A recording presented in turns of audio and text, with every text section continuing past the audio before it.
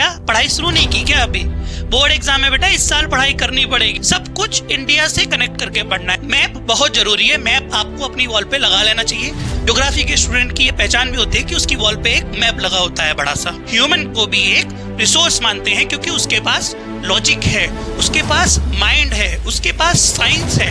इससे कोल जो है वो आपका कहाँ मिलता है? आपका झारखंड वाले रीजन में, छत्तीसगढ़ में, मध्य प्रदेश में, इन सारे स्टेट्स में आपको सबसे ज्यादा कोल का डिपोजिशन देखने को मिलेगा। ये तीन चीजें देखनी है कि इसका डिस्ट्रीब्यूशन क्या है, इसका फॉर्मेशन प्रोसेस क्या है और इसका क्रॉप प्रोडक्शन कैसे है, यानी कि इसमें कौन सी फसलें उगाई जा सकती हैं। मिट्टियाँ, ये दो नाम तो लिख सकते हो कि शुगर और व्हीट का प्रोडक्शन होता है। बाकी कोई पर्टिकुलर आएगा तो उसका अलग से याद करेंगे।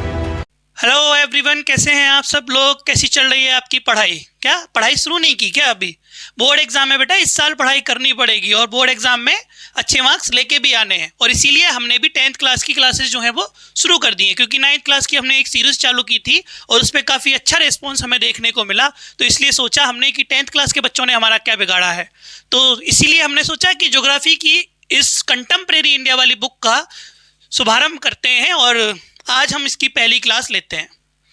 तो देखते हैं कि इसमें कौन कौन से चैप्टर्स जो हैं इस बुक में दिए हुए हैं। इस बुक में हमको रिसोर्सेज के बारे में पढ़ना है, फॉरेस्ट के बारे में पढ़ना है, वाटर रिसोर्सेज के बारे में पढ़ना है, उसके अलावा agriculture, minerals, manufacturing industries, energy and national economy के बारे में भी पढ़ना है। देखो, कुल मिला के बात इतनी है कि इस पूरी की पूरी बुक में जो 7 चैप्टर दिए हुए हैं उसमें हमें एक चीज़ से रिलेशन बैठाना है। किससे? इंडिया से, यानी कि अपने भारत से हमें एक रिलेशन बैठाना है कि यहाँ पे कौन कौन से रिसोर्सेज मिलते हैं, यहाँ पे कौन कौन से डेवलपमेंट हो रहे हैं, यहाँ पे कितना फॉरेस्ट है, कितनी वाइल्ड लाइफ है, वाटर रिसोर्सेज कैसे हैं, सब कुछ इंडिया से कनेक्ट करके पढ़ना है। इंडिया में कहाँ कहाँ मिलते हैं, कितना डिस्ट्रीब्यूशन है, कैसे कैसे मिलते हैं, कैसे कैसे इनको हम निकालते हैं, वो सब इसमें हमें पढ़ना है। तो आज का जो पहला चैप्टर है उसका नाम है आपका रिसोर्सेज एंड डेवलपमेंट। ये आपकी बुक में एज अ चैप्टर नंबर 1 दिया हुआ है। तो रिसोर्सेज क्या हैं और डेवलपमेंट से कैसे जुड़े हुए हैं? देखो बेटा, किसी भी कंट्री का डेवलपमेंट करने के लिए, वहाँ पे विकास करने के लिए हमें कुछ चीज़ों की ज़रूरत पड़ती है। जैसे आपको अपनी पढ़ाई करने के लिए कॉपी चाहिए, बुक चाहिए, इरेजर चाहिए, शार्पनर चाहिए, स्कूल बैग चाहिए, स्कूल चाहिए, है ना, स्कूल जाने के लिए बस चाहिए। ये सब क्या है? आपकी एक नीड को पूरा कर रही हैं, आपकी एक ज़रूरत को पूरा कर रही हैं। तो जब ये सारी चीज़ें क्या कहलाती हैं? चाहे वो आपकी बुक हो, चाहे वो आपकी पेंसिल हो, चाहे वो आपका कोई भी एटसेट्रा जो आपकी पढ़ाई में हेल्प करता हो, वो आपका बेटा एक रिसोर्स है। और वो अल्टीमेटली किस तरफ लीड करता है, किस में आपकी हेल्प करता है? आपका जो डेवलपमेंट है उसमें हेल्प करता है। तो इससे ये समझ में आता है कि किसी भी कंट्री के डेवलपमेंट के लिए भी हमें क्या चाहिए? कुछ रिसोर्सेज चाहिए। रिसोर्सेज क्या होते हैं? अभी मैंने बताया कि हमारी जो नीड है उसको जब वो पूरा करने लगे तो उसको हम रिसोर्स कहते हैं। वैसे हम इसको और डिटेल में पढ़ेंगे, लेकिन उससे पहले देख लेते हैं कि आज हम कौन कौन से टॉपिक इस वीडियो में कवर करने वाले हैं। जैसे कि रिसोर्सेज क्या होते हैं, इसकी डेफिनेशन क्या है, रिसोर्सेज का क्लासिफिकेशन क्या है, वहीं सस्टेनेबल डेवलपमेंट क्या होता है, इसका मीनिंग समझेंगे, इसकी डेफिनेशन को देखेंगे। उसके अलावा लैंड रिसोर्स क्या होते हैं, सॉइल एज अ रिसोर्स क्या है, और इन रिसोर्सेज की प्लानिंग कैसे होती है, और अपनी इंडिया में इसकी प्लानिंग कैसे होती है वो देखेंगे। फिर हम लास्ट में 3 टॉपिक जो कि आपके बॉक्स बना बना के दिए हैं या फिर छोटे छोटे बॉक्सेस में दिए हुए हैं उसको देखेंगे। जैसे पहला है आपका Rio de Janeiro earth, agenda 21 and our common future. देखो, इसमें हमें कुछ ज़्यादा डिटेल में नहीं पढ़ना है इन तीनों टॉपिक में, 1, 2, 3, इन तीनों टॉपिक में काफ़ी डिटेल में नहीं पढ़ना है। बस इसमें हमें इतना पढ़ना है कि अगर इससे कोई ऑब्जेक्टिव क्वेश्चन आ जाता है, फॉर एग्जांपल अगर वो पूछ देता है कि सस्टेनेबल डेवलपमेंट की जो डेफिनेशन है वो कहाँ से मिली थी, तो हम बता पाएँ कि वो यहाँ से थी या एजेंडा 21 से थी या आवर कॉमन फ्यूचर रिपोर्ट से आई थी। तो बेसिकली हमें बहुत छोटी सी डिटेल्स में पढ़ना है, लेकिन एक ही टॉपिक है जो हमें काफ़ी डिटेल में पढ़ना है, वो है आपका सॉइल और इसके टाइप्स जो हैं वो आपके 6 टाइप्स इसमें दिए हुए हैं, हम वो देखेंगे। ठीक है। अच्छा, आगे बढ़ने से पहले मैं आपको बता दूं कि अगर आप ज्योग्राफी पढ़ना शुरू किए हो और क्लास 10th में आ गए हो तो आपके लिए ये मस्ट है, आपके लिए काफ़ी ज़रूरी है कि आप जब भी कोई टॉपिक पढ़ें ज्योग्राफी से रिलेटेड, कौन सा टॉपिक जो भी आपका ज्योग्राफी से रिलेटेड हो, तो उसकी लोकेशन देखें, उसको एक मैप में मार्क करें। अगर हम इंडिया के बारे में पढ़ रहे हैं तो इंडिया के मैप पे वो लोकेशन को हमें मार्क करना है। क्यों? क्योंकि वो लोकेशन हमें जब ही याद होगी, क्योंकि बहुत से बच्चे शिकायत करते हैं कि सर ये फैक्ट ही फैक्ट है इस बुक में, तो याद कैसे करें। याद करने का एक ही तरीका है कि अगर हम अब मैप को देखेंगे, बार बार उसको मार्क करेंगे, तो हमें चीज़ें उसकी लोकेशन के साथ याद हो जाएंगी। इसीलिए ज़रूरी है कि एक आप 20 रुपये वाला बड़ा सा वॉल मैप ले लें और उसको अपनी दीवार पे चिपका लें, ताकि जब भी आप पढ़ रहे हो तो आप अचानक से अपनी निगाह उठा के देख सकते हैं कि ये वाला स्टेट कहाँ पे है, इस स्टेट का नाम क्या है, इसकी कैपिटल क्या है। यहाँ पे अगर हम देखें मैप के ईस्टर्न पार्ट में कौन से कोल मिल रहा है कि आयरन मिल रहा है, कौन कौन से रिसोर्सेज मिल रहे हैं, वो सब हम देखेंगे। ठीक है, तो मैप बहुत ज़रूरी है। मैप आपको अपनी वॉल पे लगा लेना चाहिए, और ज्योग्राफी के स्टूडेंट की ये पहचान भी होती है कि उसकी वॉल पे एक मैप लगा होता है बड़ा सा। तो आज की इस क्लास में हम जब इस चैप्टर को कंप्लीट कर रहे होंगे तो हम ये सारे के सारे क्वेश्चंस, चाहे वो मल्टीपल चॉइस क्वेश्चन हो, 30 वर्ड वाले क्वेश्चंस हो या फिर 120 वर्ड वाले क्वेश्चन हो, इन सब को इजीली आंसर कर पाएंगे, और इन सब के आंसर्स जो हैं इसी क्लास में आपको मिल जाएंगे। इसका मतलब ये हुआ कि आपको इस क्लास को कंप्लीट करने के बाद इस PDF को हमारे टेलीग्राम चैनल से डाउनलोड करने के बाद कहीं और से भी कुछ और नया पढ़ने की बिल्कुल भी ज़रूरत नहीं है। जितना इसमें दिया है वो डायरेक्ट आपकी NCERT बुक से हमने उठाया है। ठीक है, तो वहाँ से आप बिल्कुल बेचिंता होकर पढ़िए, बेफिक्र होकर पढ़िए, कोई भी टेंशन लेने की जरूरत नहीं है, एकदम आराम से बैठो। बहुत सारे फैक्ट आएंगे, लेकिन जितने भी फैक्ट आएंगे उनको याद कैसे करना है, कितना याद करना है, कितना पढ़ना है। देखो, कितना पढ़ना है उससे ज़्यादा ज़रूरी होता है कि हमें कितना छोड़ना है किताब में से, कितना हमारे काम का है और कितना हमारे काम का नहीं है, ये जानना बहुत ज़रूरी है। अगर तुमको ये पता चल गया तो ये किताब में जितनी भी फैक्ट है ना, जितनी भी नॉलेज है, जितना भी इसमें दिया हुआ है, सब तुमको इजीली याद हो जाएगा। बस ध्यान से बैठो अगले 40-50 मिनट और आराम से क्लास को देखो। ठीक है, तो आते हैं हम हमारे पहले टॉपिक पे। उसका नाम है व्हाट इज रिसोर्स या रिसोर्सेस क्या होते हैं। हिंदी में इसको हम बोलते हैं आपके संसाधन। क्या बोलते हैं? संसाधन। और संसाधन क्या होते हैं? ऐसी कोई भी चीज, जैसे अभी हम एग्जाम्पल के तौर पे देख रहे थे ना, आपकी बुक, पेंसिल, इरेजर, है ना, ये सब चीज़ें जो हम अपनी स्टडी में हेल्प करते हैं, तो ये सब चीज़ें क्या कर रही हैं? आपकी हेल्प कर रही हैं, आपकी जो नीड है उसको सेटिस्फाई कर रही हैं। क्या कर रही हैं? सेटिस्फाई कर रही हैं। तो ये आपके लिए क्या है बेटा? रिसोर्सेज हैं। तो ऐसे ही जब कोई चीज, anything available in our environment, हमारे चारों ओर जो भी चीजें अवेलेबल हैं, अगर वो हमारी नीड को सेटिस्फाई कर दे, हमारी नीड को पूरा कर दें, या फिर वो हमारी किसी भी यूटिलिटी को पूरा कर दें, तो उसको हम बेटा क्या बोलते हैं? आपका रिसोर्स। फॉर एग्जाम्पल कोल आग जलाने के काम आता है, डीजल पेट्रोल गाड़ी चलाने के काम आता है, पानी से इलेक्ट्रिसिटी जनरेट होती है, हमारी प्यास बुझाता है, बाकी और भी बहुत सारे कामों में आता है। तो ये सारे आपके रिसोर्सेस हैं। क्यों? क्योंकि ये आपकी नीड को पूरा करते हैं। आप देखते हैं कि ह्यूमन जो है, मानव जो है, वो इन 3 चीजों से कैसे जुड़ा हुआ है। कौन कौन सी 3 चीजें? पहली नेचर, दूसरे इंस्टीट्यूशन, तीसरे टेक्नोलॉजी। इन तीनों चीज़ों से ह्यूमन कैसे जुड़ा हुआ है। देखो, ह्यूमन है, ह्यूमन की कुछ ज़रूरतें हैं। हमको खाने के लिए चाहिए, एनर्जी के लिए लाइट चाहिए, लाइट जलानी, अंधेरा है तो उजाला करने के लिए लाइट चाहिए, और भी बहुत सारे काम हैं जो हमें नीड पूरी करनी है। तो उस नीड को पूरा करने के लिए अगर हम ध्यान दें तो ये सारे के सारे रिसोर्सेस हम कहाँ से लेके आते हैं? नेचर से, अपने आसपास के फिजिकल एनवायरनमेंट से लेके आते हैं। जितनी भी नीड का जो नीडी सामान है, जितनी भी ज़रूरत का सामान है, वो हम सारा आपके नेचर से लेके आ रहे हैं। अब इस नेचर में बहुत सी ऐसी चीज़ें हैं कि हम पेड़ के पास गए, फॉर एग्जांपल आम के बाग में गए, हमने आम तोड़ा, आ गए, इसमें कुछ यूज़ नहीं हुआ, हम गए, तोड़ के आ गए, खा लिया, हो गई हमारी नीड पूरी। लेकिन क्या सारी नीड हमारी ऐसी है कि हम बाग में गए और हमने आम तोड़ा या केला तोड़ा और खा लिया? ऐसा नहीं है। कुछ ऐसे भी रिसोर्सेज है जिनको हमें एक्सट्रैक्ट करना पड़ेगा, यानी कि गड्ढा खोद के निकालना पड़ेगा। फॉर एग्जांपल अगर हमें कोल एक्सट्रैक्ट करना है, कोल निकालना है, तो सुरंगें बनानी पड़ेंगी, माइनिंग करनी पड़ेगी। तो उस माइनिंग को करने के लिए हमें कुछ रिसर्च करनी पड़ेगी, और वो रिसर्च कहाँ पे होगी? आपके इंस्टीट्यूशन में होगी।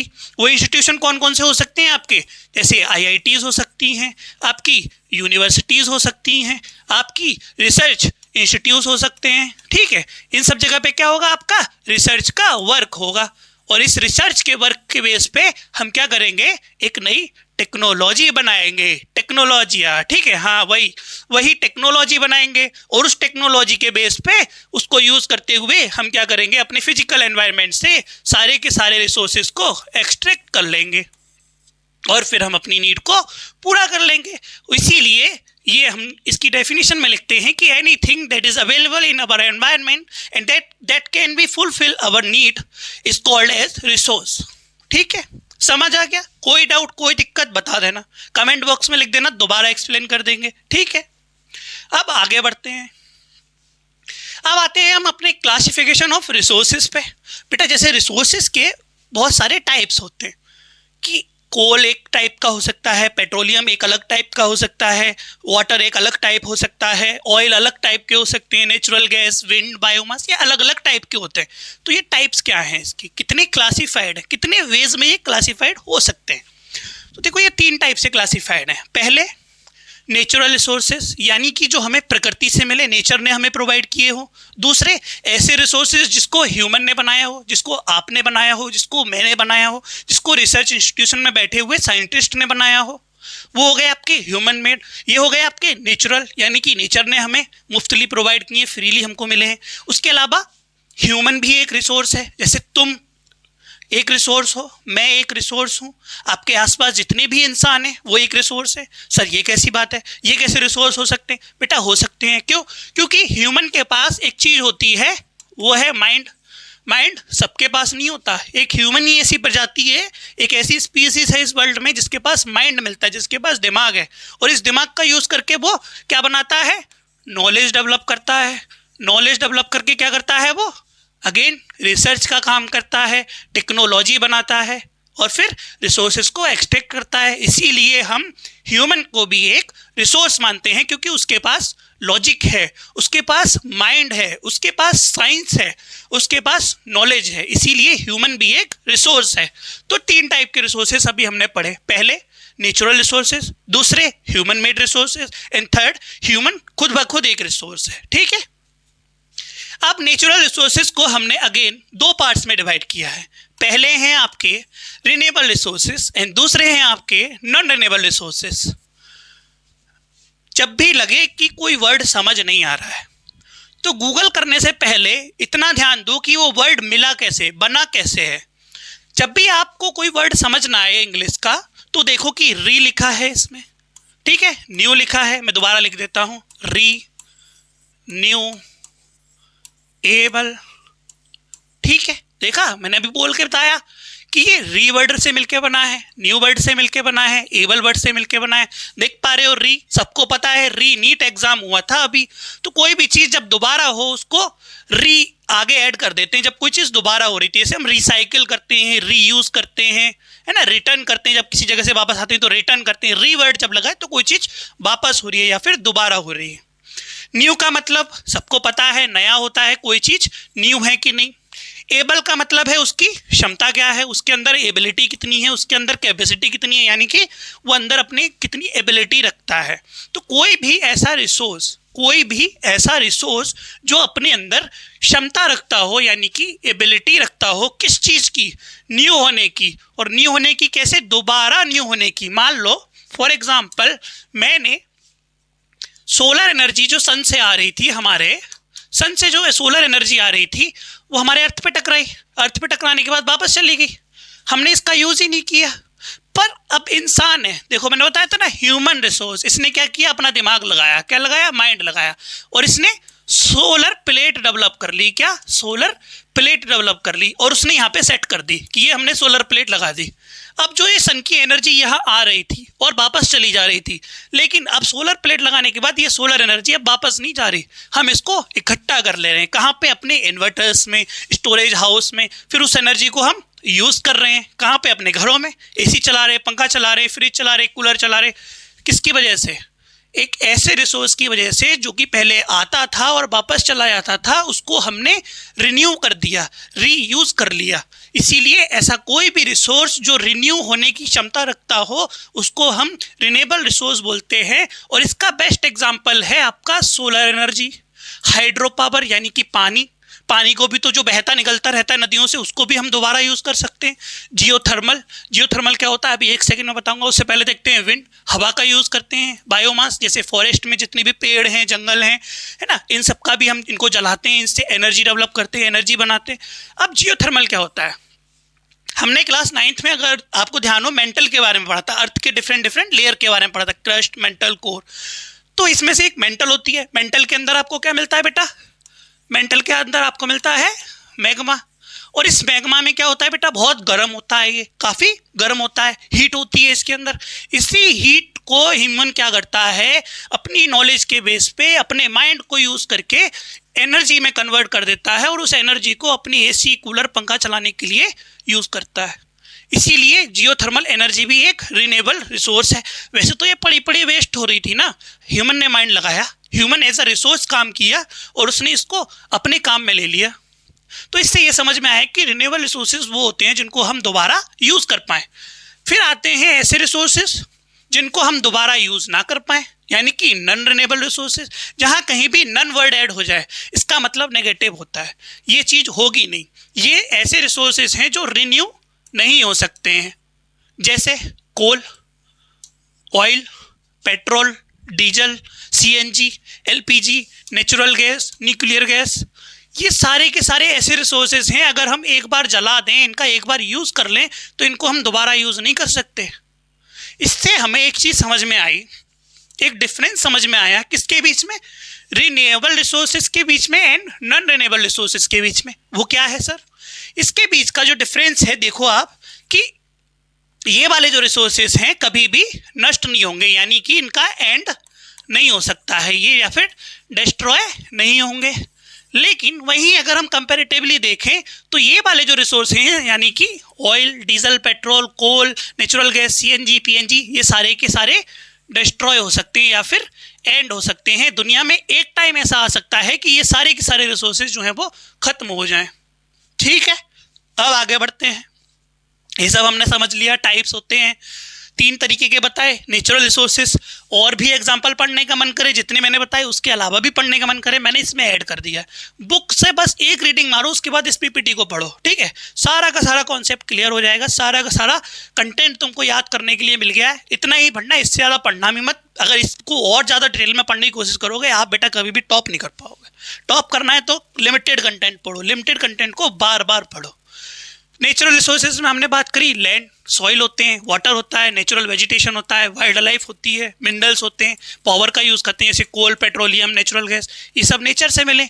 ऐसे रिसोर्सेज जो हमें नेचर प्रोवाइड करे उनको नेचुरल रिसोर्स बोलते हैं। लैंड हमें नेचर ने प्रोवाइड की, सॉइल हमें नेचर ने प्रोवाइड की, वाटर हमें नेचर ने प्रोवाइड किया।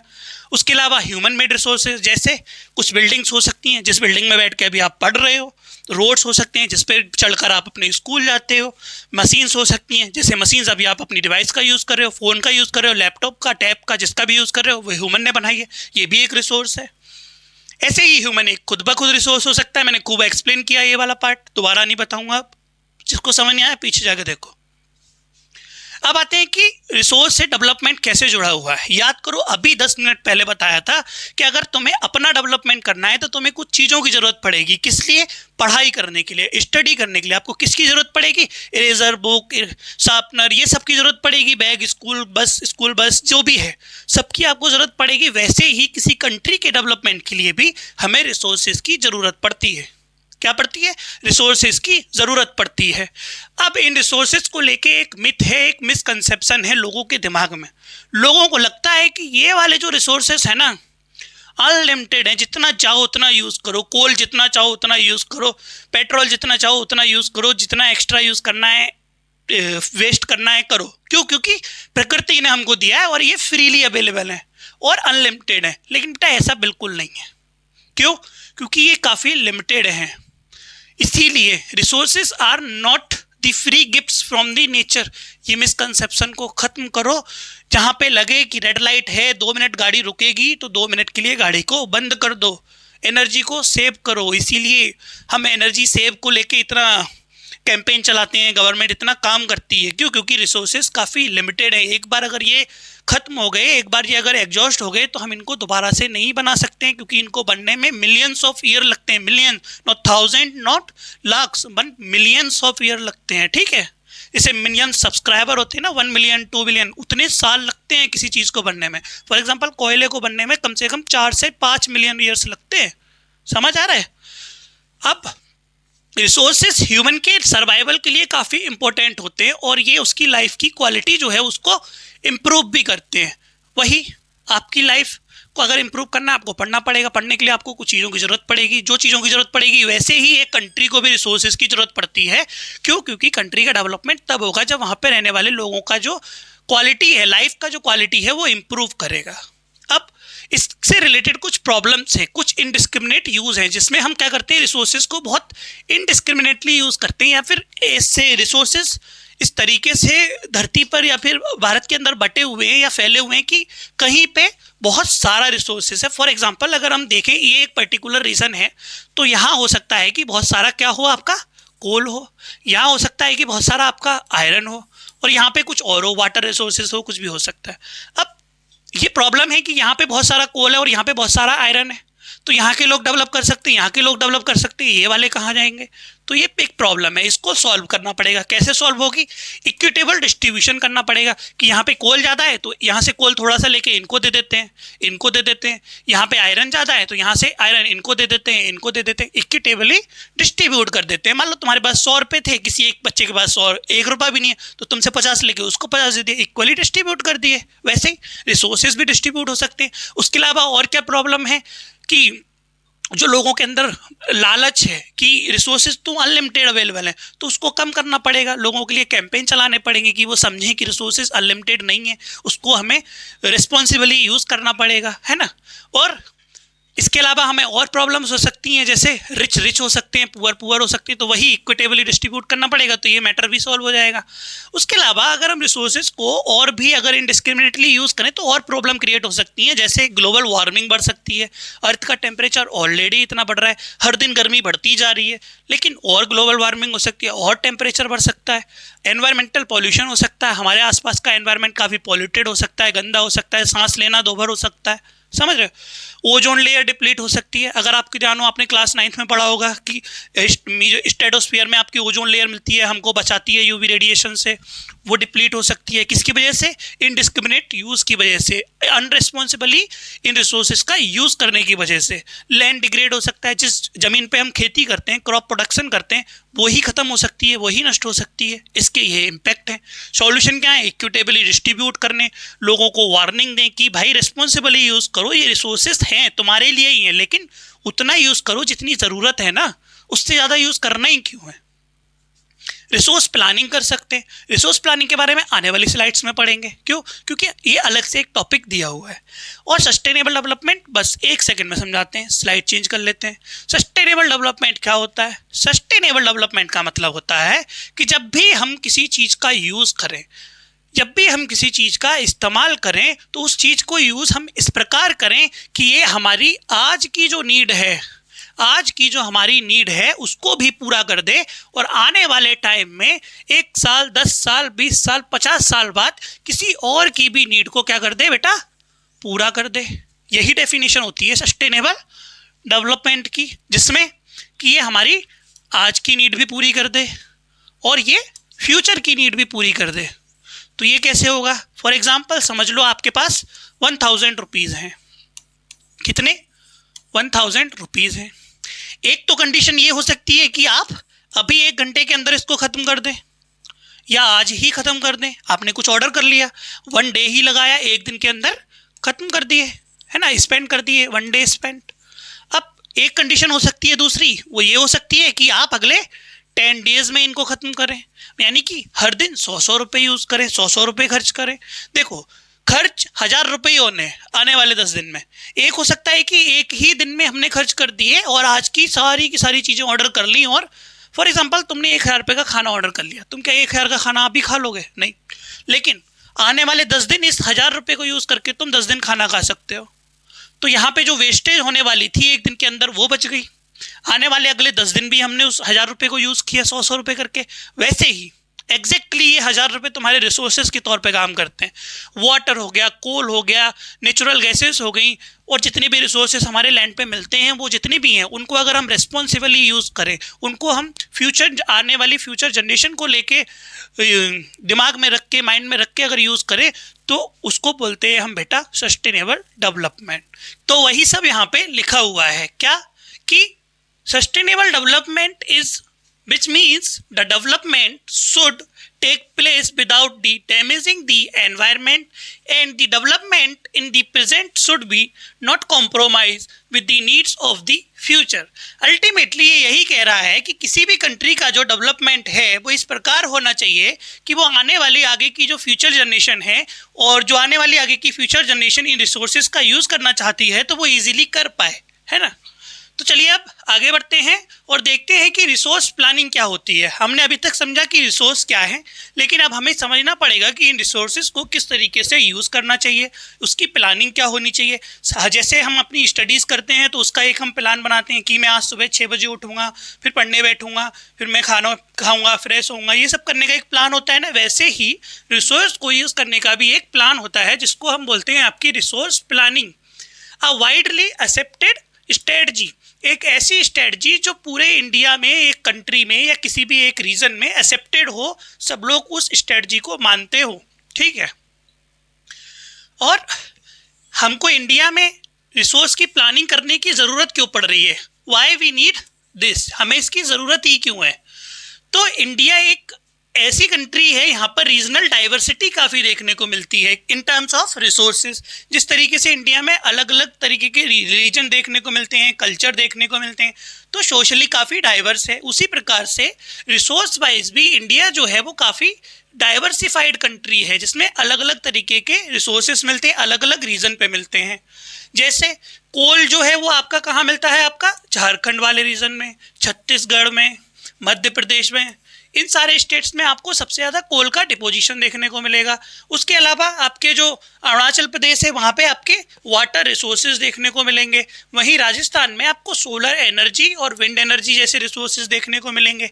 उसके अलावा अगर हम लद्दाख की बात करें, यानी कि ऊपर का जो जम्मू कश्मीर वाला रीजन है, लद्दाख वाला रीजन है, वहाँ पे आपको वाइटल मिनरल्स देखने को मिलेंगे।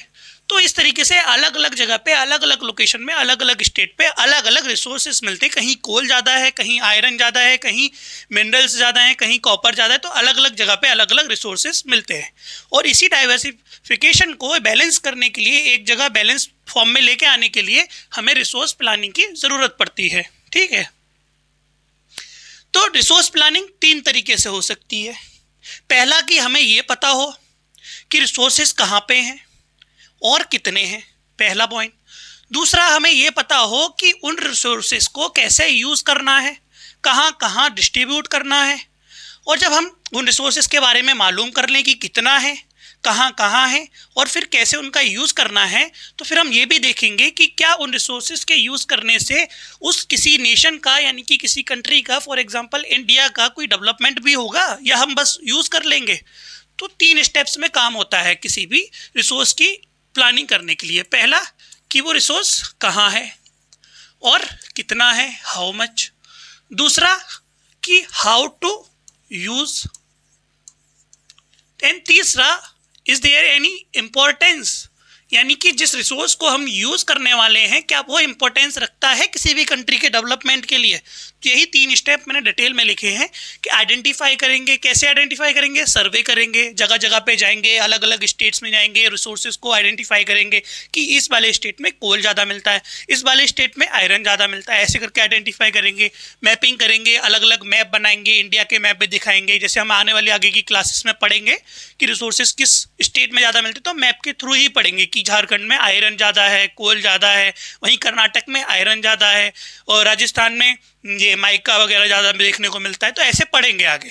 उसके अलावा फिर देखेंगे कि जो टेक्नोलॉजी है हमारी वो कितनी इवॉल्व हो चुकी है, हमारे पास स्किल्स कितने हैं, है ना, हाउ टू यूज़, कैसे यूज़ करेंगे। तो इस बेस पे देखेंगे ना कि टेक्नोलॉजी कितनी है, स्किल्स कितने हैं, इंस्टीट्यूशंस में कितनी रिसर्च हुई है आपकी, ये सब देखेंगे।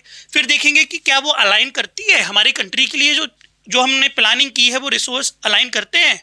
तो ये 3 स्टेप होते हैं किसी भी कंट्री के रिसोर्स की प्लानिंग करने के लिए, ठीक है। अब आते हैं हम लैंड रिसोर्स पे। तो लैंड रिसोर्स जो है, जो लैंड है आपका, जैसे कि इंडिया का जो पूरा का पूरा लैंड है उसको 3 पार्ट्स में यूज़ किया गया है। अगर आप देखो प्रकृति ने उसको 3 तरीके से यूज़ किया है। कैसे, कुछ जगहों पे प्लेन्स मिलते हैं, जैसे कि उत्तर प्रदेश वाला रीजन, बिहार वाला रीजन, मध्य प्रदेश का नॉर्दर्न रीजन, राजस्थान वाला रीजन और पंजाब, हरियाणा, दिल्ली वाला रीजन, यहाँ पे क्या मिलेंगे आपके प्लेन्स मिलेंगे। प्लेन्स एक ऐसी जगह होती है यहाँ पे फ्लैट टेरेन हो, फ्लैट सरफेस हो, ऐसे एकदम यहाँ से आप चलना शुरू करो तो इजीली जा पाओ आगे। फिर आते हैं आपके प्लेट्यू। प्लेट्यू जो होते हैं वो सरफेस से यानी कि जो प्लेन एरिया है उससे लगभग 500 से 800 मीटर की हाइट पे होते हैं, यानी कि जो 500 से 800 मीटर की हाइट पे होते हैं, इसको हम बोलते हैं आपके प्लेट्यू। ये भी प्लेन्स की तरह हैं लेकिन ये नॉर्मल जो सरफेस एरिया है उससे कुछ हाइट पे होते हैं, यानी कि सी लेवल जो है उससे कुछ ऊपर हाइट की होते हैं, जिसकी ऊंचाई जो है वो आपकी 500 से 800 मीटर हो सकती है। फिर इसके बाद और ऊपर जाएंगे तो जब हम 1000 मीटर से ऊपर जाने लगे तो बेटा वो जगह क्या कहलाती है आपकी माउंटेन। तो जो लैंड है इंडिया में वो 3 तरीके से यूज हुआ है, पहला प्लेन्स के तौर पे, दूसरा माउंटेन्स ने लैंड को घेरा हुआ है और तीसरा प्लेट्यूज ने। तो आप देखो इनका परसेंटेज आपको याद करना है क्योंकि आपसे यही पूछेगा ऑब्जेक्टिव में कि which one of the relief feature has highest share in Indian land. तो आप देखेंगे कि प्लेन्स जो हैं वो लगभग 43% ऑफ इंडिया का लैंड है उसको कवर करते हैं। तो सबसे ज़्यादा आपके प्लेन्स हैं वो लैंड को कवर कर रहे हैं, और सबसे कम कौन सा रीजन कवर करता है वो है आपके प्लेट्यूज, जिसमें वो 27% लैंड को कवर करते हैं। अब इनके अलग अलग यूज़ हैं, जैसे प्लेन्स में हम क्या करते हैं एग्रीकल्चर की एक्टिविटीज़ करते हैं, अपने इंडस्ट्रियल को सेट करते हैं। वहीं माउंटेन्स में हम वहाँ से आने वाली रिवर्स का यूज़ करते हैं, टूरिज्म के लिए उनको यूज़ करते हैं, घूमने जाते हैं ना माउंटेन्स पे, पहाड़ों पे, सर्दियों में, गर्मियों में। तो वैसे ही वो इकोलॉजिकल स्ट्रेटजी यानी कि रिसर्च करते हैं, वहाँ पे जाने के बाद इकोलॉजी के बारे में समझते हैं कि वहाँ पे कितना वाइल्ड लाइफ है, वहाँ पे कितने रिसोर्सेज हैं, उसको देखते हैं। उसके अलावा प्लेट्यूज हालांकि देखने में डेटा सबसे कम है, सबसे कम जगह घेर रहे हैं 27% इन कंपैरिजन टू 30%, 43%, ये कम जगह घेर रहे हैं। लेकिन सबसे ज़्यादा इंपॉर्टेंट रिसोर्सेज जैसे आपके आयरन, कोल और जितने भी चाहे गोल्ड हो गया, डायमंड हो गया, वो सब आपका प्लेट्यू वाले रीजन नहीं मिलता है। यहाँ पे बहुत सारे मिनरल्स मिलते हैं, फॉसिल फ्यूल्स मिलते हैं और फॉरेस्ट रिजर्व भी, सबसे ज़्यादा फॉरेस्ट की जो रिसोर्सेज हैं वो यही देखने को मिलते हैं। ठीक है, अब आते हैं आगे लैंड यूटिलाइजेशन, मतलब कि जो लैंड है इंडिया में, एक तो हमने देखा कि मेजरली 3 चीज़ों ने कवर किया हुआ है, प्लेन्स, प्लेट्यू एंड आपके माउंटेन्स। लेकिन उस लैंड को भी तो अलग अलग चीज़ों ने कवर किया है ना, जैसे फॉरेस्ट ने, कहीं आपके घर बने हुए हैं, कहीं बिल्डिंग बनी हुई है, कहीं ऑफिसेज हैं, कहीं लैंड खाली पड़ा हुआ है, कहीं वाटर बॉडी है जैसे लेक, पॉन्ड, ये सब है। तो उनका अलग अलग तरीके से इसको क्लासीफाई किया जाता है। जैसे कि कुछ लैंड है वो फॉरेस्ट ने कवर की है, आपसे यही पूछेगा कि describe the how land utilisation have done in India, ये क्वेश्चन होगा, 30 वर्ड में लिखना होगा। तो आप ये लिखोगे कि some lands are covered by forest, कुछ लैंड ऐसा है जो कल्टीवेशन के लिए अवेलेबल है और कुछ ऐसा है जो कल्टीवेशन के लिए अवेलेबल नहीं है, जैसे बैरन लैंड, वेस्ट लैंड। जब हम किसी भी लैंड का यूज़ ना करें और वो खाली पड़ी रहे, है ना, उसको हम बोलते हैं आपकी वेस्ट लैंड या फिर बैरन लैंड, जो खराब जगह है, वेस्ट हो गई है। उसके अलावा कुछ लैंड ऐसी होती है जो नॉन एग्रीकल्चर एक्टिविटीज़ के लिए यूज़ करते हैं, जैसे बिल्डिंग्स बनाना, रोड्स बनाना, फैक्ट्रीज बनाना, है ना, वो सब। और उसके बाद अलग अदर अनकल्टिवेटेड लैंड हो सकती है, जैसे परमानेंट पास्चर। मतलब देखो, हमने land use non agriculture activities के लिए नहीं की, ना ही एग्रीकल्चर एक्टिविटीज़ के लिए की, लेकिन हम इसमें यूज़ कर रहे हैं ग्रेजिंग लैंड बनाने के लिए, यानी कि अपनी गाय, भैंस, बकरियों को चराने के लिए जो हम घास उगाते हैं वैसे मैदान बनाते हैं। आप गूगल पे जाके सर्च करना कि इंडिया में ग्रास लैंड मिलते हैं क्या। अगर आप सर्च करोगे तो आप देखोगे काफ़ी बड़े बड़े ग्रास लैंड आपको देखने को मिलेंगे, साउथ इंडिया के फोटोज़ आपको देखने को मिलेंगे। ठीक है, उसके अलावा कुछ ऐसे रीजन्स होंगे यहाँ पे ट्री क्रॉप्स मिलेंगे, है ना, बहुत सारी चीज़ें हैं। अब 2 चीज़ देखते हैं कि फैलो लैंड क्या है। फैलो लैंड का मतलब होता है, सपोज ये एक लैंड का एक टुकड़ा है, लैंड का एक पार्सल है, इसमें फर्स्ट ईयर में हमने कुछ प्रोडक्शन किया, फॉर एग्जांपल हमने राइस का प्रोडक्शन किया, तो हम देख रहे हैं कि यहाँ पे 100 kg प्रोडक्शन हो रहा है फर्स्ट ईयर में। सेकेंड ईयर में हम देख रहे हैं यहाँ पे 50 kg प्रोडक्शन हुआ, कितना 50 kg। फिर थर्ड ईयर में हम देख रहे हैं ये घट के एकदम से 10 kg आ गया। मतलब over a period of time 1 से 2 से 3 ईयर्स पे आने पे जो प्रोडक्शन 100 kg हो रहा था राइस का, अगले 3 साल बाद वो सिर्फ 10 kg प्रोडक्शन रह गया है। ऐसा क्यों हो रहा है? क्योंकि जो लैंड के अंदर मिनरल्स थे, लैंड के अंदर जो फसल को ग्रो करने के जो मिनरल्स होते हैं वो काफ़ी कम हो गए, over a period of time घट गए हैं। तो अब हम इसके लिए क्या करेंगे? जैसे आप पढ़ाई करते करते दिन में थक जाते हो, स्कूल से आते हो तो आप क्या करते हो, रेस्ट करते हो, एक नैप लेते हो, थोड़ा 1-2 घंटे का आराम करते हो। उससे क्या होता है, आपकी दिमाग फिर से खुल जाता है, आपके अंदर एनर्जी आने लगती है। तो वैसे ही हम इस लैंड को भी एक पर्टिकुलर ईयर के लिए, एक पर्टिकुलर ऑफ टाइम पीरियड के लिए खाली छोड़ देते हैं। जैसे कि हमने शुरू के 3 साल इसमें अपनी कोई भी क्रॉप का प्रोडक्शन किया, फिर अगले 2 साल हम इसको क्या करेंगे बेटा, वेकेंट छोड़ देंगे। तो ये जो वेकेंट हमने छोड़ा इस लैंड को, इसी लैंड को हम बोलते हैं फैलो लैंड। मतलब ये वेस्ट लैंड नहीं है। वेस्ट लैंड में क्या है कि कोई भी एग्रीकल्चर एक्टिविटी नहीं हो रही है, ना ही उस पर कोई बिल्डिंग है। लेकिन फैलो लैंड में आपकी एग्रीकल्चर एक्टिविटी होती है, और उसमें कुछ एक पर्टिकुलर ईयर के लिए, कुछ एक पर्टिकुलर टाइम पीरियड के लिए उसको वेकेंट छोड़ा जाता है। क्यों? क्योंकि वो अपने आप हील कर सके, उसके अंदर जो मिनरल्स हैं वो उसके अंदर दोबारा से आ सकें, और हमारी जो क्रॉप का प्रोडक्शन है वो बढ़ सके। तो ये हो गए फैलो लैंड।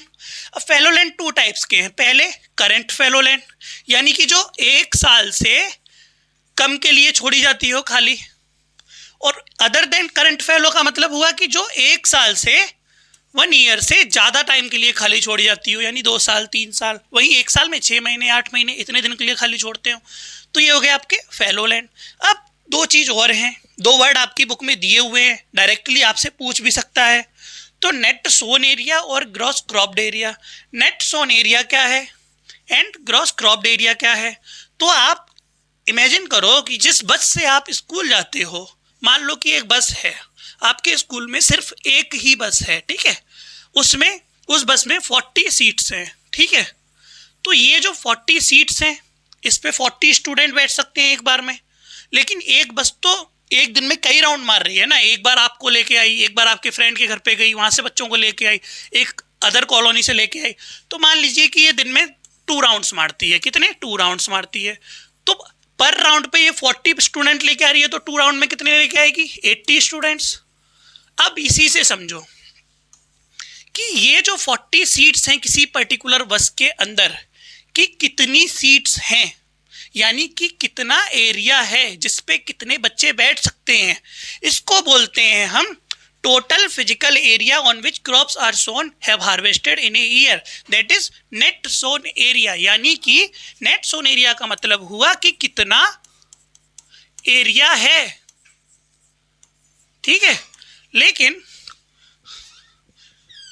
वहीं अगर हम देखें, जो बस दिन में 2 राउंड मार रही थी उसमें 80 स्टूडेंट गए, 2 बार में 80 स्टूडेंट गए।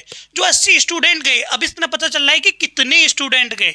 इसमें था थी कितना एरिया, और इसमें हम देख रहे हैं कि कितने बार गए, 2 बार गए, तो कितने गए होंगे? 80 स्टूडेंट गए। तो वही यहाँ पे लिखा हुआ है। इस एग्जाम्पल के हेल्प से अगर समझो तो टोटल फिजिकल एरिया, जितना एरिया है which crops are sown and harvested in a particular year.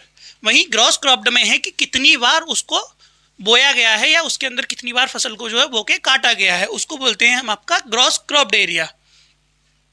अब आते हैं लैंड यूज पैटर्न पे। ये मैं क्यों पढ़ा रहा हूँ? क्योंकि ये देखो क्वेश्चन है, इसमें डायरेक्टली लिखा है कि explain land use pattern in India and why has the land under the forest not increased much since 1960-61।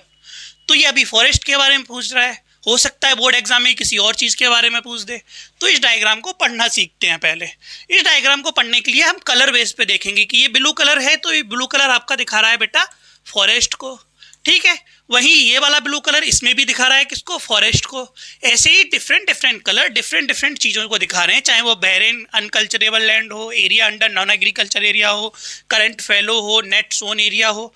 तो अलग अलग कलर अलग अलग चीज़ें दिखा रहे हैं। आपको ये ऑब्जर्व करना है कि जो 1960-61 वाला जो डेटा है और 2019-20 वाला जो डेटा है उसमें क्या डिफरेंस आया है। मतलब अगर हम बात करें, ये जो फॉरेस्ट वाला एरिया है जिसमें 18.11% लैंड यूज होता था कब? 1960-61 में। तो 2019-20 में अब कितना लैंड यूज हो रहा है? फॉर एग्जांपल हम देखते हैं कि फॉरेस्ट आपका 18.11% यूज हो रहा था कब? 1960-61 में। लेकिन over a period of time लगभग 40 to 50 ईयर्स बाद ये 23.4% हो गया है। यानी कि एरिया जो है वो फॉरेस्ट जितने एरिया में मिलते हैं वो अब इंक्रीज हो गया है। लेकिन हमसे क्वेश्चन पूछा है कि ये इतना एरिया जो है वो उतना बढ़ा क्यों नहीं है, तो उसके रीजंस हम आगे देखेंगे। लेकिन इस डायग्राम से ये पता चला कि ये बढ़ा क्यों नहीं है। वैसे ही हम एग्रीकल्चर एक्टिविटीज़ के लिए देख सकते हैं। वैसे ही हम अदर जो है net sown area, current fallow, culturable wasteland, सबका एक बार आप देखो, इसको ऑब्जर्व करो, आपको डायग्राम याद हो जाएगा। अब आते हैं कि major cause of land degradation क्या है। लैंड डिग्रेडेशन का मतलब होता है कि लैंड जो है वो over a period of time bar bar use करने की वजह से वो डिग्रेड हो रही है, यानी कि ख़राब हो रही है। तो उसके अलग अलग रीज़न हो सकते हैं, जैसे डिफॉरेस्टेशन, यानी कि हम लैंड पे लगे हुए पेड़ पौधों को कट कर रहे हैं, उसकी वजह से लैंड जो है वो डिग्रेड होती है, उसकी जो मिट्टी है वो काफ़ी ढीली हो जाती है और उसकी वजह से मिट्टियाँ जो हैं वो ऊपर से नीचे जाने लगती हैं और उड़ के कहीं और चली जाती हैं। इसी वजह से डिफॉरेस्टेशन की वजह से भी डिग्रेडेशन होता है। अब डिफॉरेस्टेशन हम क्यों कर रहे हैं? माइनिंग करने के लिए, क्यों? रिसोर्सेज हमें निकालने हैं। मान लीजिए ये आपका एक लैंड का टुकड़ा है, यहाँ के अंदर क्या है बेटा? कोल है, यहाँ पे आपके पेड़ पौधे लगे। अब जब हमको यहाँ से कोल निकालना है तो ये पेड़ हमें कट करना पड़ेगा, तभी हम कोल निकाल पाएंगे। तो माइनिंग के लिए हम क्या करें? डिफॉरेस्टेशन, उसकी वजह से हमारा जो लैंड है वो डिग्रेड हो रहा है। उसके अलावा ओवर ग्रेजिंग, ओवर ग्रेजिंग का मतलब कि जो हमारे गाय भैंस बकरियां चरने जाती हैं खेतों में, हम उनको क्या करते हैं? एक्स्ट्रा दिन घंटे के लिए छोड़ देते हैं, उसकी वजह से वो ज़्यादा ग्रेजिंग करती हैं, और ज़्यादा ग्रेजिंग करती हैं तो वहाँ की जो मिट्टी है और लूज़ हो जाती है, और लूज़ होने की वजह से वहाँ का लैंड अगेन डिग्रेड होता है। ये वाली प्रॉब्लम सबसे ज़्यादा कहाँ देखने को मिलती है? आपकी गुजरात में, राजस्थान में, मध्य प्रदेश में, महाराष्ट्र में। वहीं डिफॉरेस्टेशन वाली प्रॉब्लम कहाँ मिलेगी? यहाँ पे रिसोर्सेज मिलते हैं, जैसे झारखंड, छत्तीसगढ़, मध्य प्रदेश, उड़ीसा, है ना। उसके अलावा ओवर इरीगेशन मतलब कि यहाँ पे ज़्यादा पानी यूज़ होता हो एग्रीकल्चर एक्टिविटीज़ में। तो अब जहाँ पे ज़्यादा पानी यूज़ हो रहा है मतलब वहाँ पे ज़्यादा खेती होती होगी। तो ये वाली प्रॉब्लम कहाँ देखने को मिलती है? आपके पंजाब रीजन में, हरियाणा रीजन में, वेस्टर्न उत्तर प्रदेश में। ये स्टेट के नाम आपको याद करने पड़ेंगे। क्यों? क्योंकि देखो आपकी ही एक्सरसाइज में ये क्वेश्चन दिया हुआ है कि which one of the following main cause of land degradation इन पंजाब। अभी हमने पढ़ा कि पंजाब में किसकी वजह से हो रही है? ओवर इरिगेशन की वजह से ये प्रॉब्लम आ रही है। तो वही इसका आंसर भी ये होगा कि ओवर इरिगेशन इसका एक आंसर हो गया। समझ रहे हो? ऐसा ही क्वेश्चन बनाएगा पर स्टेट का नाम बदल देगा, प्रॉब्लम बदल देगा। ऐसे पढ़ना है। अब देखते हैं सॉइल क्या है। सॉइल का मतलब क्या होता है? सॉइल बेटा रॉकी मटेरियल से बनती है, यानी कि जो हमारे माउंटेन्स होते हैं उसके जब बड़े बड़े पत्थर टूट कर छोटे छोटे महीन बारीक रेत में कन्वर्ट होने लगे तो उसको बेटा हम सॉइल बोलते हैं। अब सॉइल के अंदर बहुत सारी चीज़ें मिलती हैं, जैसे कुछ मिनरल्स मिलते हैं, जैसे आपके हॉर्लिक्स बॉर्नविटा में कुछ मिनरल्स होते हैं वो मिलते हैं।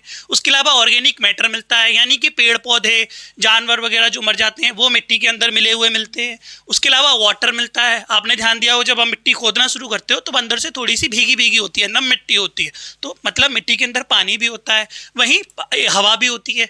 मिट्टी जो है वो बेटा पोरस है, यानी कि जो स्पॉन्ज होता है उसकी तरह होती है। जब हम दबाते हैं तो उसके अंदर जो हवा होती है वो निकलती है स्पॉन्ज में से, वैसे ही मिट्टी के अंदर भी हवा होती है। उसके अलावा लिविंग ऑर्गेनिजम्स रहते हैं। देखा होगा आपने बारिश के टाइम में अचानक से बाहर निकलते हैं तो मिट्टी के अंदर रहते हैं वो। तो ये सारी चीज़ें हमें मिलती हैं आपको मिट्टी में, जैसे Rocky material, minerals, organic matter, water, air, living organism, ये सब आपके मिट्टी में मिलते हैं।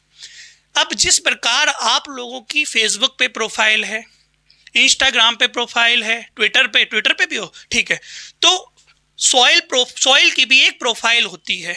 जैसे आपके फेसबुक में आपका नाम होता है, आपके बारे में डिटेल होती है, कितना पढ़े हो, ये कहाँ रहते हो, ये सारे डिटेल होते हैं।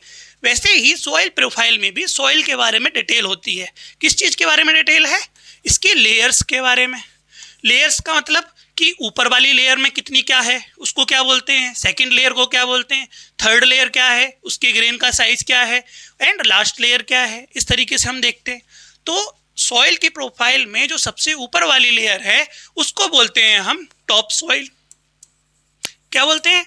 Top soil. टॉप का मतलब है कि ये सबसे ऊपर है, ठीक है। सब सॉइल का मतलब होता है जो टॉप सॉइल के नीचे हो, उसको बोलते हैं हम सब सॉइल। वहीं फिर जैसे जैसे हम नीचे जाते जाएंगे, ऊपर से नीचे की ओर जाएंगे, तो हम पाएंगे कि यहाँ पे महीन मिट्टी थी थोड़ी सी, नीचे और गई तो थोड़ी सी और मोटी होने लगती है, और नीचे जाएंगे तो थोड़ी और मोटी होने लगेगी, और नीचे जाएंगे तो और मोटी होगी। और नीचे जाते जाते एक बड़ा सा रॉक आएगा। इस बड़े से रॉक को हम बोलते हैं आपका पेरेंट रॉक। क्या बोलते हैं? Parent rock. जैसे आपके पेरेंट्स हैं, आप जिसकी वजह से इस दुनिया में हो, वैसे ही ये जो मिट्टी है, ये वाला जो मिट्टी का पार्ट है, ये भी किसी रॉक के टूटने की वजह से बना है। अब ये मिट्टी का पार्ट जिस रॉक की टूटने की वजह से बनता है, उसी ही रॉक को उसकी क्या बोलते हैं? पेरेंट रॉक बोलते हैं, और ये सबसे नीचे मिलती है जिसको हम बेड रॉक भी बोलते हैं, क्योंकि बेड पे हम जैसे लेटते हैं इसी बेड के ऊपर ये सारी मिट्टी जो है वो लाई करती है, इसलिए इसको बेड रॉक भी बोलते हैं या फिर पेरेंट रॉक बोलते हैं। अब रिसोर्स एक काफ़ी इंपॉर्टेंट नेचुरल रिसोर्स है। कैसे? सॉइल जो है वो काफ़ी इंपॉर्टेंट नेचुरल रिसोर्स है। कैसे? क्योंकि ये प्लांट की ग्रोथ में हेल्प करती है। प्लांट की ग्रोथ में हेल्प करने से क्या होगा? प्लांट ग्रोथ करेंगे, उसमें जो भी रिसोर्सेज हमें मिल सकते हैं हमें मिलेंगे, अल्टीमेटली ह्यूमन की हेल्प होगी, ह्यूमन को खाना मिलेगा, कपड़े मिलेंगे, ये सारे प्लांट्स की वजह से मिलेंगे। तो सॉइल हमारी हेल्प करती है, लिविंग ऑर्गेनिज्म की जो है वो अर्थ पे हेल्प करती है। ठीक है, अब आते हैं सॉइल के क्लासिफिकेशन पे। आपकी बुक में 6 सॉइल के क्लासिफिकेशन दिए हैं। पहला alluvial soil, black soil, red yellow soil, laterite soil, arid soil, forest soil. इसके अलावा भी बहुत सारी होती हैं, पर आपकी बुक में सिर्फ 6 दी हैं, तो आपको 6 ही पढ़नी। अब मोस्ट इंपॉर्टेंट बात यह है कि इन सारी मिट्टियों के बारे में हमें क्या क्या पढ़ना है। तो पहला हमें पढ़ना है इसका डिस्ट्रीब्यूशन, कि ये मैप में किस किस स्टेट में मिलती हैं, यानी कि कौन कौन से स्टेट्स में ये मिलती हैं। कौन कौन से में भी हमें मेजरली 2 से 3 स्टेट्स के नेम जो हैं वो याद करने हैं, ताकि हम जो हमारे रिटन क्वेश्चन होते हैं उसमें हम इजीली ये नाम मेंशन कर पाएँ। ठीक है, पॉइंट्स में। उसके अलावा हम देखेंगे कि ये मिट्टी कैसे फॉर्म होती है, इसका फॉर्मेशन कैसे होता है, ये मिट्टी कैसे बनी है, उसका प्रोसेस क्या है। तीसरा हम देखेंगे कि इसमें कौन से क्रॉप्स का प्रोडक्शन होता है, क्या क्रॉप्स का प्रोडक्शन होता है। तो हमें मेजरली 3 चीज़ें देखनी है कि इसका डिस्ट्रीब्यूशन क्या है, इसका फॉर्मेशन प्रोसेस क्या है, और इसका क्रॉप प्रोडक्शन कैसे है, यानी कि इसमें कौन सी फसलें उगाई जा सकती हैं। ये 3 चीज़ें देखनी है। बाकी इसके अलावा कोई अलग क्वालिटी आएगी तो उसको भी कवर करेंगे। तो पहली मिट्टी है आपकी एलुवियल सॉइल। एलुवियल सॉइल एक ऐसी मिट्टी है जो बेटा रिवर्स की वजह से बनती है। किसकी वजह से? नदियों की वजह से बनती है। मान लीजिए कि ये आपकी कोई रिवर है, कोई सी भी रिवर हो सकती है, इंडस, गंगा, ब्रह्मपुत्र, महानदी, गोदावरी, कृष्णा, कोई सी भी नदी हो सकती है। इसके जब आसपास आप देखोगे तो रिवर्स जो बड़ा रेत के और मिट्टी के, रॉक के जो टूटे हुए बड़े बड़े पत्थरों को रगड़ते हुए लेके आती है, तो उसका डिपोजिशन करती है। कहाँ पे? रिवर के साइड में। तो इसी की वजह से ये जो रिवर है बेटा सॉइल में कन्वर्ट हो जाती है over a period of time. इस मिट्टी को हम बोलते हैं आपकी एलुवियल सॉइल, जो रिवर के डिपोजिशन की वजह से बने। तो फॉर्मेशन समझ में आया कि ये बेटा रिवर के डिपोजिशन की वजह से बनती हैं। ठीक है, अब कहाँ कहाँ ये देखने को मिलेंगी? यहाँ जहाँ नदियाँ होंगी, जैसे इंडस रिवर यहाँ होगी, गंगा यहाँ होगी, ब्रह्मपुत्र यहाँ होगी, महानदी, गोदावरी, कृष्णा, कावेरी, ये नदियाँ जहाँ होंगी वहाँ ये मिट्टी मिलेगी। तो कौन कौन से स्टेट्स हैं? ये वाले स्टेट्स हैं। मैप क्यों जरूरी है? अब समझ में आ रहा है कि मैप में क्या ऑब्जर्व करना है कि ये कहाँ मिलती हैं, कौन कौन से स्टेट्स में मिलती हैं। इसीलिए अपने वॉल पे पॉलिटिकल मैप ऑफ इंडिया लगा लो, उस पे स्टेट्स के नाम देखो और ऑब्जर्व करो कि कौन सा स्टेट किधर है, कितनी लोकेशन में है और कौन सी क्रॉप का प्रोडक्शन वहाँ पे होता है। ठीक है, देखो ये वाला एरिया है तो यहाँ पे सबको पता है कि यहाँ उत्तर प्रदेश है आपका, यहाँ बिहार है, तो इन वाले स्टेट्स में मिलेगी। वेस्ट बंगाल है यहाँ पे, यहाँ वेस्ट बंगाल में मिलेगी। राजस्थान वाले रीजन में मिलेगी, ये राजस्थान है आपका। गुजरात वाले रीजन में मिलेगी, देखो ये गुजरात है। मैप को जब ऑब्जर्व करोगे तो आपको स्टेट्स के बारे में पता चलेगा कि कौन कौन से स्टेट में क्या क्या मिल रहा है। अब इसका क्लासिफिकेशन किया जाता है। देखो डिस्ट्रीब्यूशन पढ़ लिया हमने, कहाँ कहाँ मिलती है, फॉर्मेशन पढ़ लिया कैसे मिलती है, कैसे बनती है। अब देखेंगे कि इसके क्लासिफिकेशन क्या है, यानी कि इस मिट्टी को यानी कि एलुवियल सॉइल को 2 पार्ट्स में डिवाइड किया गया है। पहला बांगर सॉइल, ठीक है, दूसरी खादर सॉइल। तो बांगर और खादर के बीच में डिफरेंस क्या है? अभी मैंने दिखाया है कि एक रिवर है, रिवर क्या करती है? डिपोजिशन करती है किसका? सेडिमेंट्स का, अपने दोनों साइड पे, दोनों किनारों पे, दोनों बैंक पे। तो ये जो डिपोजिशन है over a period of time क्या होता है कि दूर होता है, रिवर के जितने दूर दूर डिपोजिशन होता जाएगा। तो आप देखोगे कि कुछ डिपोजिशन है वो रिवर के पास है, ये वाला, कुछ डिपोजिशन वो रिवर के पास है, ये वाला, पर कुछ दूर है जैसे ये और ये। तो जो दूर होता है यानी कि जो पुराना हो गया है उसको बोलते हैं हम आपकी ओल्ड एलुवियल सॉइल यानी कि बांगर सॉइल। ठीक है, वहीं जो डिपोजिशन आपके रिवर्स के काफ़ी पास होता है उस डिपोजिशन को बोलते हैं हम आपका खादर सॉइल यानी कि न्यू एलुवियल सॉइल। ये हो गया इसका क्लासिफिकेशन, खादर और भांगर सॉइल, भांगर से आपको याद हो कि जो भंगार वाला आता है, जो पुराना सामान खरीदने आता है, तो उससे आप याद कर सकते हो कि भांगर सॉइल जो है वो ओल्ड एलोवियल सॉइल होती है। अब देखते हैं कि इसके अंदर कौन कौन से सुटेबल क्रॉप्स जो है उनका प्रोडक्शन किया जा सकता है। तो इसके अंदर शुगर केन का प्रोडक्शन किया जा सकता है, पैडी यानी कि राइस कल्टीवेशन किया जा सकता है, वीट का प्रोडक्शन, पल्सेस का प्रोडक्शन, सीरियल्स, इन सब का प्रोडक्शन किया जा सकता है। अब इनको याद करने की एक ट्रिक समझो। जैसे देखो बेटा, कोई ना कोई मिट्टी इस वाले रीजन की जो है, इंडिया का ये वाला जो पार्ट है, वो लगभग सारे के सारे स्टेट्स में देखने को मिलेगी। आप कॉमन नेम ढूंढ सकते हो, जैसे एलोवियल सॉइल है आपकी उत्तर प्रदेश, बिहार, वेस्ट बंगाल, राजस्थान में मिल रही है। आप अगली मिट्टी पढ़ो, ब्लैक सॉइल, कहीं ना कहीं देखो मध्य प्रदेश कॉमन मिलेगा, मध्य प्रदेश एंड गुजरात। ये मध्य प्रदेश हो गया, ये गुजरात हो गया, यहाँ देखो आपका ये गुजरात है, इसमें मध्य प्रदेश भी है, ये ईस्टर्न कोस्ट वाला रीजन, ठीक है। तो ऐसे आप कॉमन कॉमन चीज़ें ढूंढो, तो इससे आपको इन सारी मिट्टियों में आप कॉमनली अप्लाई कर पाओ, तो आपका जो आंसर है वो आप इजीली लिख पाओगे। वैसे ही आप क्रॉप्स के साथ कर सकते हो। शुगर केन आपकी ज़्यादातर मिट्टियों में प्रोडक्शन हो जाता है, अगर हम ये वाला रीजन छोड़ दें तो इन सारी मिट्टियों में शुगर केन का प्रोडक्शन होता है, तो आप ये याद कर लो। वीट जो है वो आपका सब जगह प्रोडक्शन हो जाता है, इसको याद कर लो। जो भी मिट्टी है ये दो नाम तो लिख सकते हो कि शुगर और वीट का प्रोडक्शन होता है, बाकी कोई पर्टिकुलर आएगा तो उसका अलग से याद करेंगे। अब आते हैं ब्लैक सॉइल पे। ब्लैक सॉइल पे सबसे ज़्यादा प्रोडक्शन आपका कॉटन का होता है, इसीलिए इसको हम कॉटन सॉइल भी बोलते हैं, या फिर इसको रेगुर सॉइल भी बोलते हैं। ये इसका लोकल नेम है, किसी एक पर्टिकुलर जगह पे इसको रेगुर बोलते हैं। तो ये बनती कैसे है, ये कैसे बनी थी? तो जब बेटा इंडिया था, इंडिया जब एक टाइम पे जब मूव कर रहा था यूरेशिया की तरफ, तो बेटा ये एक वोल्केनिक रीजन से गुजरा था, यानी कि रीयूनियन आइलैंड था, वहाँ से जब ये गुजरा था तो वहाँ पे वोल्केनिक इरप्शन हो रहा था, यानी कि वोल्केनिक लावा जो है वो बेटा बाहर निकल रहा था। तो जब ये यहाँ पे लावा बाहर निकला तो ये चारों तरफ फैलने लगा, और चारों तरफ फैलने की वजह से इस मिट्टी का फॉर्मेशन हुआ, जिसको हम बोलते हैं आपकी ब्लैक सॉइल। अब क्योंकि ये लावा से बना है इसीलिए इसका कलर आपका ब्लैक होता है। अब ये कहाँ कहाँ देखने को मिलती है आपकी? आंध्र प्रदेश, कर्नाटक, तेलंगाना, तमिलनाडु, गुजरात, मध्य प्रदेश, महाराष्ट्र। देख रहे हो, कॉमन स्टेट्स मिल गए, आप इनको अप्लाई करो, यूज़ करो। कैसे बनती है समझ आ गया। अब कौन कौन सी क्रॉप्स का प्रोडक्शन होता है? देखो वीट आ गया, शुगर केन आ गया, कॉमन आए, तंबाकू ये स्पेशल है इसके लिए, ऑयल सीड्स अलग से आए, ऐसे सनफ्लावर, कॉटन, है ना। अब आते हैं आपकी क्वेश्चन देखते हैं। ब्लैक सॉइल का एक क्वेश्चन दिया हुआ है कि which of the following states black soil is predominantly found.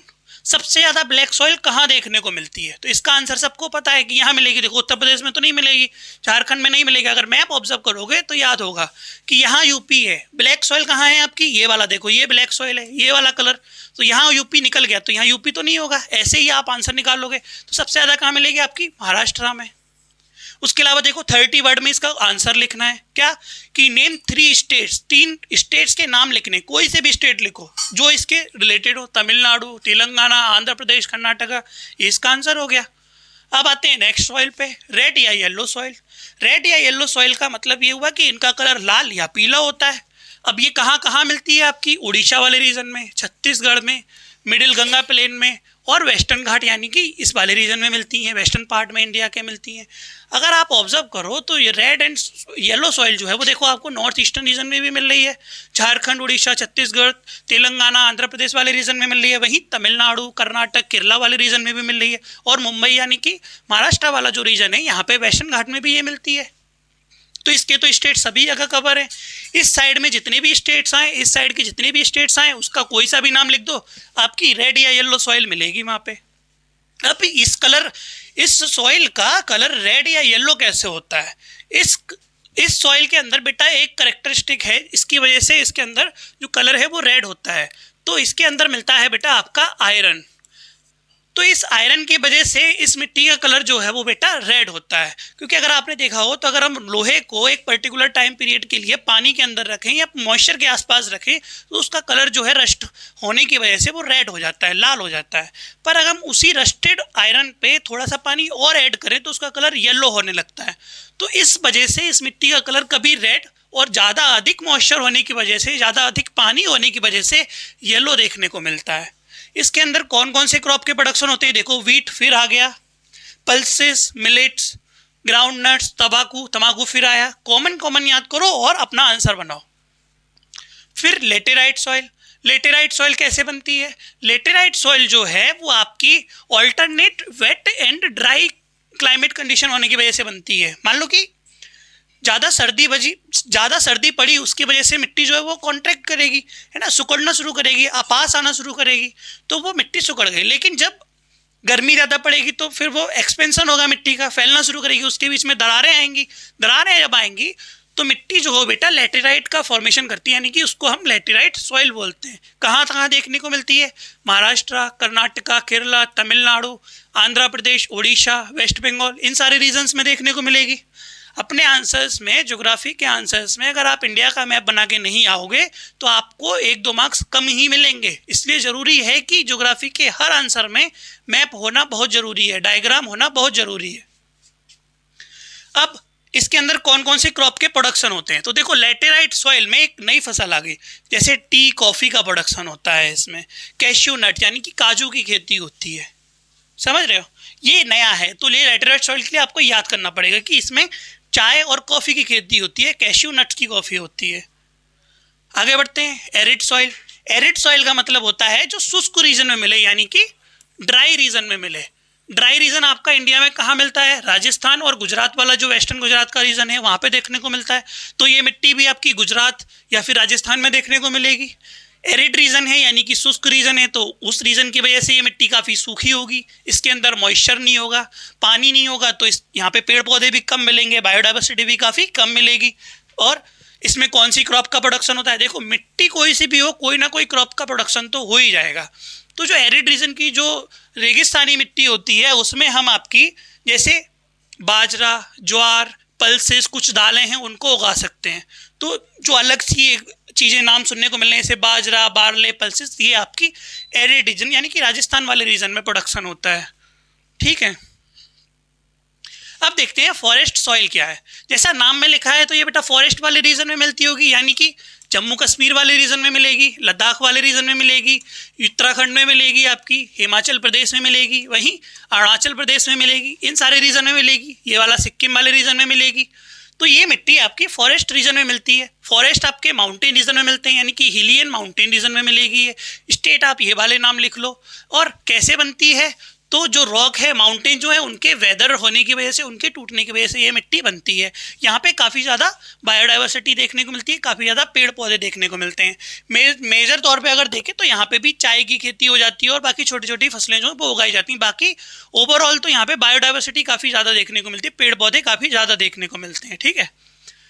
अब देखते हैं कि 3 चीज़ें आपके बॉक्स के फॉर्म में दी हुई हैं, अलग अलग पेजेस पे, अलग अलग बॉक्स में ये 3 चीज़ें ऐड की हैं। क्या? अवर कॉमन फ्यूचर रिपोर्ट, और दूसरा है आपका रियो दे जेनेरो अर्थ समिट, तीसरा है आपका एजेंडा 21।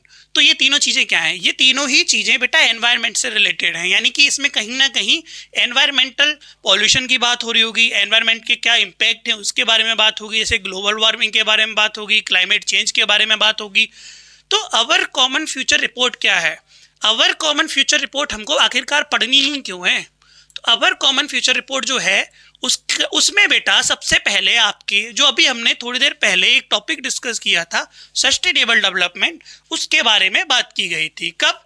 1987 में। कहाँ पे? नॉर्वे में। किस जगह पे हुई थी? ब्रंडलैंड में हुई थी। ये जगह का नाम है, इसलिए इसको ब्रंडलैंड रिपोर्ट भी बोल देते हैं। 1987 में एक रिपोर्ट आई थी अवर कॉमन फ्यूचर, जिसमें सबसे पहले आपके सस्टेनेबल डेवलपमेंट के बारे में बात किया गया था। किसके बारे में? सस्टेनेबल डेवलपमेंट के बारे में। ये कॉन्सेप्ट इसी रिपोर्ट में सबसे पहली बार दिया गया है, ठीक है। इतना ही जानना है आपको, उससे ज़्यादा नहीं पढ़ना। फिर रियो दे जेनेरियो अर्थ समिट। तो रियो दे जेनेरियो एक जगह का नाम है। कहाँ पे है ये जगह? ये शहर कहाँ पे है आपका? ये तो बेटा ये आपका ब्राज़ील में है। तो ये रिपोर्ट कब आई थी? समिट। ये समिट कब हुई थी? तो ये बेटा समिट जो होती हैं, जब बड़े बड़े लीडर्स एक साथ मिलके किसी एक पर्टिकुलर टॉपिक पे, फॉर एग्जांपल एनवायरनमेंट से रिलेटेड टॉपिक पे बात करते हैं, तो उसको हम समिट बोलते हैं। अभी कुछ दिनों पहले आपने सुना हो, 2-3 साल पहले G20 की मीटिंग हुई थी, तो वो भी एक प्रकार से समिट थी। तो एक समिट हुई थी कब? 1992 में। तो यहाँ पे भी आपके एनवायरमेंटल प्रॉब्लम्स जो थे उनको प्रोटेक्ट करने के लिए, उनको सॉल्व करने के लिए बात हुई थी। और यहीं पे सबसे पहली बार आपका जो एजेंडा 21 एक्शन प्लान है उसके बारे में बात की गई थी। अगेन ये सस्टेनेबल डेवलपमेंट से ही रिलेटेड एजेंडा 21 था। और ये जो 21 वर्ड है इसका मतलब क्या है? देखो एजेंडा 21 जो कॉन्सेप्ट था वो आपका अर्थ समिट में दिया था, यानी कि रियो दे जेनेरो अर्थ समिट में दिया था। इसका मतलब होता है कि ऐसे प्लान्स हमें बनाने हैं किस चीज़ के लिए, एनवायरमेंटल पॉल्यूशन से लड़ने के लिए, एनवायरमेंटल रिलेटेड प्रॉब्लम्स से लड़ने के लिए, जिसमें हम आइस जो 21 सेंचुरी है उसके लिए प्लान्स कर सकें। और इस 21 का मतलब यहाँ पे 21 सेंचुरी से है। हमें प्लान्स बनाने हैं अपनी इस 21 सेंचुरी के लिए, जिसमें हम एनवायरमेंट की जो प्रॉब्लम है उनको टैकल कर सकें, उनसे लड़ाई कर सकें। ठीक है, अब अगर आप देख पा रहे हो तो हमने ऑलमोस्ट ये सारे के सारे क्वेश्चंस के आंसर इस बुक में कवर किए, इस चैप्टर में कवर किए, वो भी मैप के थ्रू। मैप काफ़ी इंपॉर्टेंट है, आपको ये समझ में आ गया होगा कि मैप के बिना ये चैप्टर अधूरे हैं। ये वाली बुक जो है वो बिना मैप के पढ़ोगे तो आपको कुछ समझ नहीं आएगा। तो ये सारे के सारे आंसर जैसे 30 वर्ड वाले, 120 वर्ड वाले भी हमने लिख के देखे, कैसे करने हैं सॉल्व वो देखे, तो समझ आ गया होगा। तो नेक्स्ट वीडियो में मिलते हैं। अब आपको हम नेक्स्ट चैप्टर होगा आपका सेकंड चैप्टर शायद forest and wild life resources, उसके बारे में पढ़ेंगे। तब तक के लिए मिलते हैं बाद में, ठीक है।